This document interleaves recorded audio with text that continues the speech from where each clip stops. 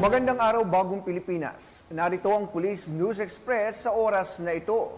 Walang pag-aalinlangan na sinuong ng Bacoor PNP ang rumaragasang baha sa kanilang isinagawang search and rescue operations kasabay ng pananalasa ng Bagyong Christine sa probinsya ng Cavite.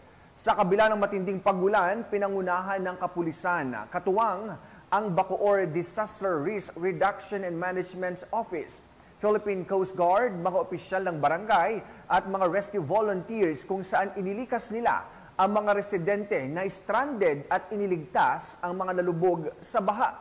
Tuloy-tuloy naman ang isinasagawang rescue operations ng Bacoor PNP kasamang iba pang ahensya at mga volunteer upang mailikas pa ang mga mamamayan at maihatid sila sa mga evacuation areas. Ang dedikasyon ng ating pambansang pulisya ay nagpapakita ng kanilang paghahanda at pagmamalasakit sa komunidad sa gitna ng krisis.